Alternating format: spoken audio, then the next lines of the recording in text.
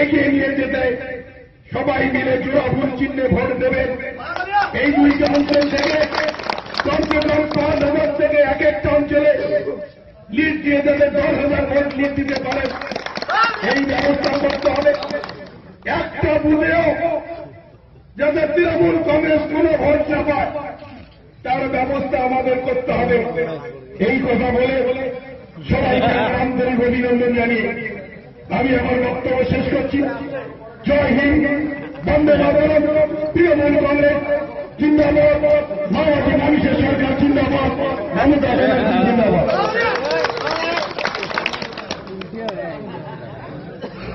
একটা কথা ফাউল করে ফেলাইছে, ওটি আর কাউ এবার বক্তব্য দেবেন আজকে সভাপতি হচ্ছে সম্মানীয় কুচবিহার জেলা তৃণমূল সভাপতি সম্মানীয় রবীন্দ্র সভাপতি।